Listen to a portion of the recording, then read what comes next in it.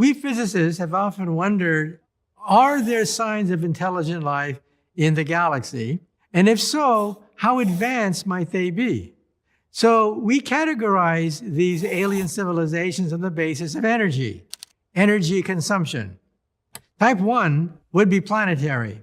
They control the weather. They control anything planetary because they have the energy of a planet. Then there's type 2.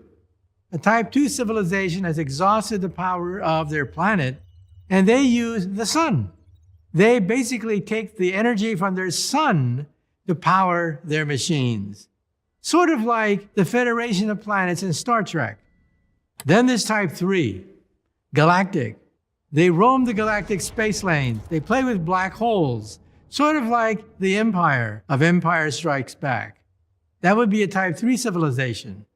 And then the question is, what are we? We are type 0. We get our energy from dead plants, oil and coal. We don't even rate on this scale. We have not attained planetary energy at all. But what would it take to move between universes, to enter a black hole, to break the light barrier? You would have to reach the energy of type 3. This is called the Planck energy. The Planck energy is the energy of a black hole, is the energy of the Big Bang. It is the greatest energy in the universe. So how long before we can attain the Planck energy and move between universes?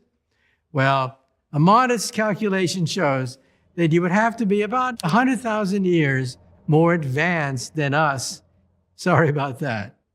The next question is, how would we know of a type 3 or type 2 civilization if we were to bump into one? Let's say that scanning the heavens, we see evidence of a type 2, type 3 civilization. How would we know? Well, we've looked. We've looked for type 2 because type 2 civilizations give off an energy, a characteristic black body radiation that we can measure.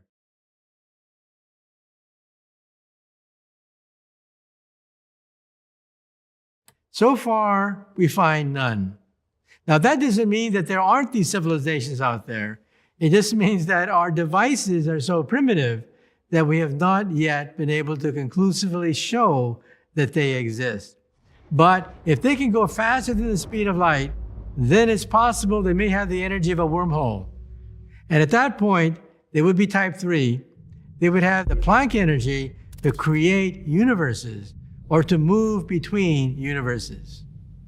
Also, when we talk about intelligence in outer space, we have to be open to the idea that their intelligence may be quite different from our intelligence. And therefore, the question is, how do we tell where real intelligence is, given the fact that it could be more than one type of intelligence? Well, let me give you an example. That was in a swimming pool with dolphins. Sensors picked up the squeals and chirps from the dolphins, and then they ran it through a computer. They found, bingo, yes, they are intelligent. Yes, there's a pattern, a regularity to their chirps. And so it is possible to rank intelligence using computers that look for an algorithm. We'll do that in outer space now. In outer space, there's lots of garbage, there's lots of gibberish out there. And we think that most of the gibberish is just exploding stars, random events of no particular importance. But maybe using a quantum computer, we may be able to go through the mountains of data coming from outer space and find the signals of intelligence. Historically, when physicists were asked about flying saucers and UAPs and extraterrestrial civilizations, you just can't say that, gee, I saw something going across the sky last night. Maybe you did, maybe you didn't. You have to have data. About 90% of these sightings can be explained using natural phenomenon, or weather anomalies, or weather balloons. But 10% of them seem to defy the known laws of engineering. So we have to look at them very carefully. Very little data has been collected until recently. And we physicists need data so that we can make objective statements about what these things are. the burden of proof is on the military now to prove that these things aren't extraterrestrial.